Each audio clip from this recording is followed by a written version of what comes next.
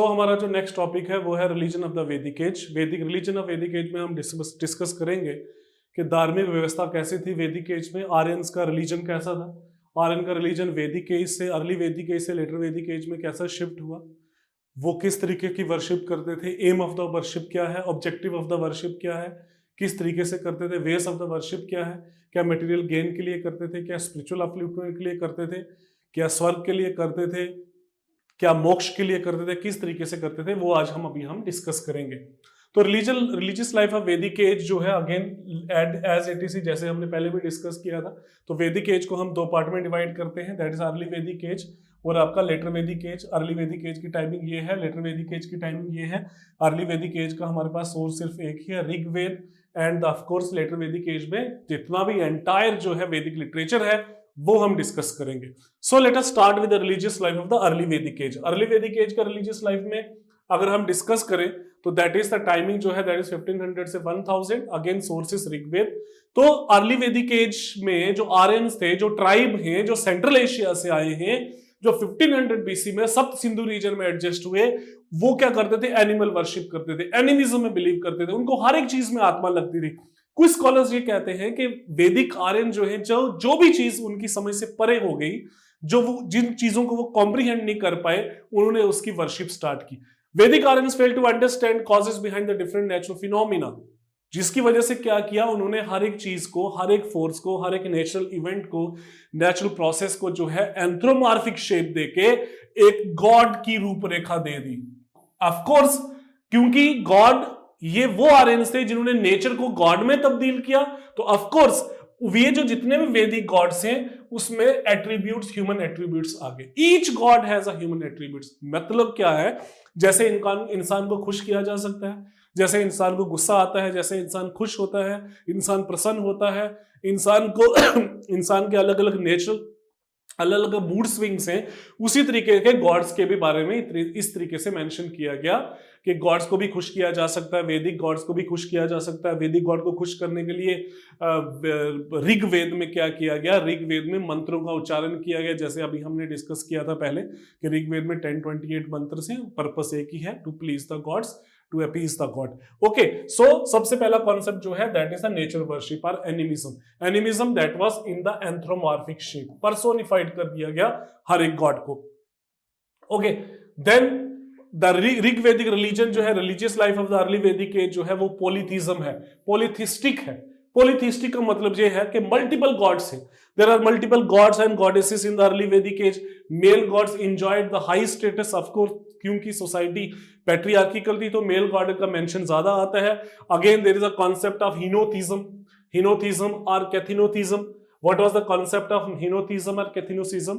हिनोथिज्म और कैथिनोथिज्म का कॉन्सेप्ट ये है कि हर एक गॉड जो है ऋग्वेदिक एज में वो अपने आप में सुप्रीम है। On a particular occasion he is the supreme God. God की हिरार्की नहीं है, कोई बड़ा और छोटा गॉड नहीं है। हाँ, मेंशन के हिसाब से बोला गया कि इसका मेंशन ज्यादा दफा किया गया, इसका मेंशन कम दफा किया गया। Power, less powerful, more powerful का कॉन्सेप्ट कोई नहीं है। हर एक गॉड अपने आप में सुप्रीम है। इस पावर के मसले में अ काइंड ऑफ डेमोक्रेसी है, सब बराबर है वहां पे। So that concept is known as henotheism और कैथिनोथिज्म। और polytheistic nature of the god तो है ही है, हिनोथिज्म और इसका हिनोथिज्म का भी कॉन्सेप्ट आता है। Then early life, religion of early life में जो है there is a domestic cult का कॉन्सेप्ट भी है, डोमेस्टिक कल्ट का कॉन्सेप्ट भी है अर्ली ऋग्वेदिक एज में। इसका मतलब जो है दैट इज कुल देवता का कॉन्सेप्ट है। कुछ प्रोमिनेंट गॉड तो है ही, साथ में क्या है, कुल देवता भी है। कुल का मतलब क्लैन, जो हमने डिस्कस किया था, फैमिली, विलेज, क्लैन, जन। तो within the entire society there are different cults.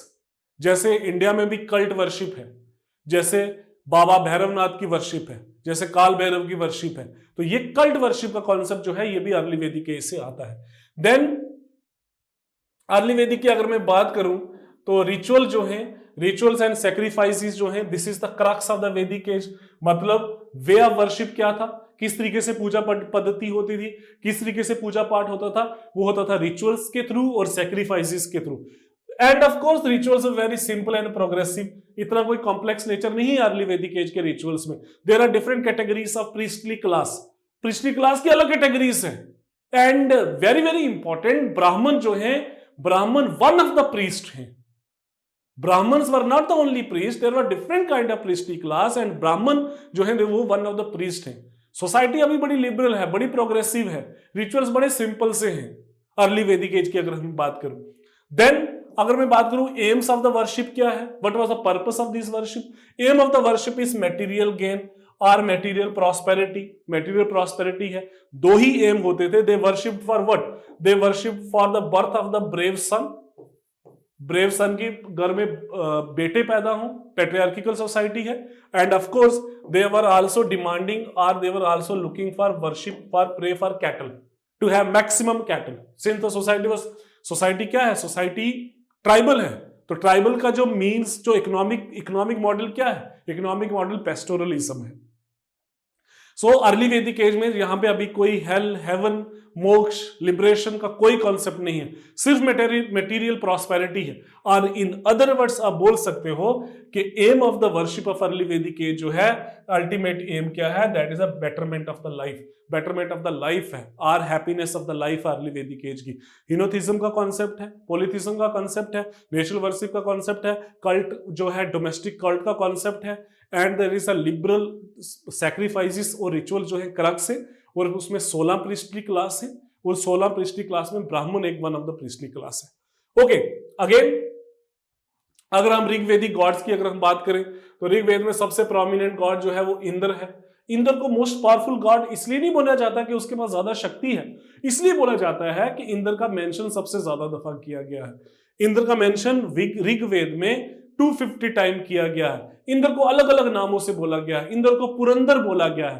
Purandar का मतलब one who breaks the fort, one who breaks the fort, जो फोर्ट ब्रेक करेगा। फोर्ट क्यों ब्रेक करेगा? क्योंकि फोर्ट के अंदर कैटल्स है, कैटल्स जो है कैटल को रिलीज करेगा।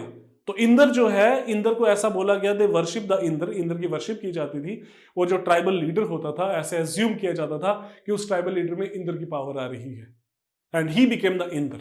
So Indra was also known as Purandar, Indra was also known as that is Meghavan, Indra was also known as that is a Vritrahan. इसके अलग अलग नाम है। Indra was also known as Jitendra, Indra was also known as Dharmendra, Indra was also known as Mahendra. Indra के अलग अलग नाम हैं। इंद्र की वाइफ इंद्रानी है। इंद्र का जो व्हीकल जो है, जिस इंद्र का जो वो जो हाथी है, सफेद हाथी में आता है, उसका नाम एरावत है। इंद्र का जो टूल जो है, उसका जो वेपन है वो वज्र है। बहुत सारी चीजें। इंद्र जो है वो स्वर्ग का देवता है, इंद्र स्वर्ग में रहता है, बड़ी सारी चीजें हैं। देन द सेकंड इज अग्नि, second most important God is अग्नि। अग्नि को जो है 250 हिम्स डेडिकेट किए गए हैं। अग्नि जो है वो टेरेस्ट्रियल गॉड भी है, अग्नि जो है वो सेलेस्टियल गॉड भी है। इंद्र सेलेस्टियल गॉड है, वो आसमान से परे रहता है, लेकिन अग्नि जो जमीन का गॉड है वो इंटरमीडिएटरी है। अग्नि जो है इंटरमीडियरी है, गॉड है। अग्नि जो है वो मैसेज कैरी करता है towards the gods. Agni purifier है। Then the third is Varuna. Varuna personified water. Varuna looked after Rta. Varuna जो है किसको कंट्रोल, किसको देखता है? रता को। Rta means that is a cosmic order. Varuna जो है consider to be ethically highest stage का जो है गॉड, वरुण को कंसिडर किया गया है। Then there is another important god, that is a सोम। जैसे पहले भी डिस्कस किया था, 9th मंडल जो ऋग्वेद का एंटायर सोम को डेडिकेट किया गया है। Soma is considered to be the god of plants. जो सोर्स ऑफ सोम रस कहां से है? मुजावन पर्वत है, हिमालयन रीजन में, हिमालयन हिल्स में एक पर्वत है जिसका नाम है मुजावन। वहां से सोम को जो है एक्सट्रैक्ट करके लाया जाता है। Soma also inspire poets to write poetry. Okay, then there is another god, that is a Yama. Yama जो है that is the god of death है। Then there is a Rudra god. Rudra is the archer god. Rudra को compare किया गया है God Apollo के साथ, Greek Apollo के साथ कंपेयर किया गया है। कुछ लोग रुद्र को जो है प्रोटो शिवा के साथ कंपेयर करते हैं। कुछ ऐसा बोला जाता है कि अर्ली वैदिक एज में शिव को रुद्र के रूप में वर्शिप की जाती थी। Then Pushan. Pushan is the god of jungle और god of cattle. Later stages में जो है Pushan become the god of Shudras.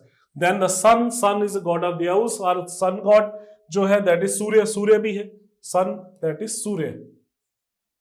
Okay, then Savitri. Savitri जो है सोलर डीटी है जिसको गायत्री मंत्र डेडिकेट किया गया है। Gayatri mantra was dedicated to that is Savitri. Aditi जो है फीमेल गॉडेस है और गॉडेस ऑफ एटर्निटी है, मदर ऑफ गॉड्स है। Then Prithvi, Prithvi is earth goddess. Usha is a goddess of dawn. Then Marut, Marut personified storm. Then Ashwin, Ashwin जो है, अश्विन कुमार से दो गॉड्स हैं, एक गॉड ऑफ वॉर है, एक गॉड ऑफ फर्टिलिटी है। Then there are certain demigods, कुछ डेमी गॉड्स हैं जिसमें गंधर्व्स आते हैं, गंधर्व्स में डिवाइन म्यूजिशियंस हैं, उसके उनके रिलेटेड अप्सरास हैं, अप्सरास जो हैं वो डांसर्स हैं। देन विश्वदेवास हैं, विश्वदेवा जो है इंटरमीडिएट डीटीज हैं। आर्यमन है, आर्यमन जो है they are the guardian of the compact. इस तरीके से अर्ली वैदिक एज के गॉड्स के हमने डिस्कशन की। अब हम बात करेंगे लेटर वैदिक एज के गॉड्स की। Early Vedic as God, early वैदिक रिलीजन की फिलॉसफी क्या है? Philosophy is quite simple. Philosophical aspect is absent, but philosophy is simple. Philosophy क्या है? Material gain. फिलॉसफी क्या है? That is a nature worship. Philosophy क्या है? दैट इज पॉलिथिज्म है। फिलॉसफी क्या है? डोमेस्टिक कल्ट है। फिलॉसफी क्या है? रिचुअल सिंपल है। फिलॉसफी क्या है? इनोथिज्म है। हर एक गॉड अपने आप में सुप्रीम है। And there is a list of the gods. Early Vedic age में मेल गॉड की भी पूजा होती थी और फीमेल गॉड की भी पूजा होती थी। अगर हम बात करें लेटर वैदिक के रिलीजन की, लेटर वैदिक के रिलीजन की जो खास बात यह है कि जो अर्ली वैदिक गॉड्स हैं, जैसे फॉर एग्जांपल इंद्र, अग्नि, वरुण, तो इनका स्टेटस जो है वो लॉस हो जाता है। They have lost the status. Why? Because later Vedic age में जो है ज्योग्राफी चेंज हुई, ज्योग्राफी चेंज होने की वजह से इकोनॉमी चेंज हुई, इकोनॉमी चेंज होने की वजह से सोसाइटी चेंज हुई, सोसाइटी की चेंज होने की वजह से अल्टीमेट रिलीजन भी चेंज हो गया। अल्टीमेट रिलीजन भी चेंज हो गया। न्यू गॉड्स का इमरजेंस होता है। न्यू गॉड्स में आपका प्रजापति आता है, ब्रह्मा जिसको बोला जाता है, विष्णु आता है, रुद्र गॉड आता है। तो नए गॉड का अपीयरेंस होता है क्योंकि सोसाइटी चेंज है। देन लेटर वैदिक एज में rituals and sacrifices became more elaborate हो जाते हैं, कॉम्प्लेक्स हो जाते हैं। इवन नॉर्मल लाइफ, जो इंसान, जो नॉर्मल आदमी है, उसकी लाइफ में भी अलग अलग टाइप्स के रिचुअल्स का जो है लेटर वैदिक एज में मेंशन मिलता है। जैसे for example there are the concept of 16 important sanskar पढ़ा जाता है, लिखा जाता है, संस्कार लिखा जाता है, संस्कार।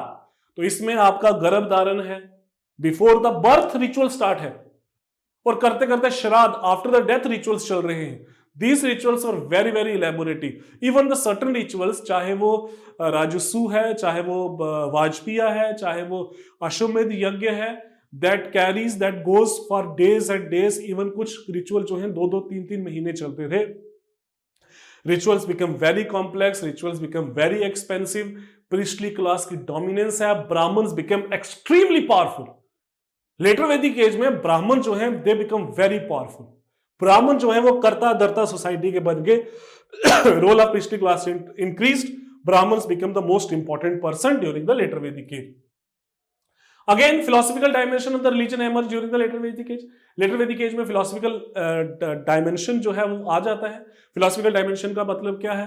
There is a concept of karma, there is a concept of transmigration of the soul, there is a concept of punarjanma, there is a concept of avatar, there is a concept of heaven, there is a concept of hell, there is a concept of moksha, there is a concept of mukti, there is a concept of soul, there are different kind of concept जो है वो letter Vedic age में हमें मिलते हैं। Early Vedic age में materialism है, letter Vedic age में मेटेरियलिज्म साथ साथ फिलोसफिकल और स्पिरिचुअलिज्म जो है वो लेटर वैदिक एज में बहुत ज्यादा डोमिनेट करता है। That is the spiritual and philosophical outlook dominate. Attainment of salvation और attainment of heaven is considered to be the most important part of the later Vedic religious philosophy. So this is all about the religion of early Vedic age and the later Vedic age. Early Vedic age का religion जो है totally materialistic है, later Vedic age का totally philosophical spiritualism आ जाता है। Early Vedic age का जो timing जो है 1500 से 1000, later Vedic का जो है 1000 से लेके 600। Early Vedic age का Rigveda is the only source, later Vedic age में Rigveda and all the literary sources जो हमने पिछली क्लासेस में डिस्कस किए थे। So this is all about the religious life of the Vedic age.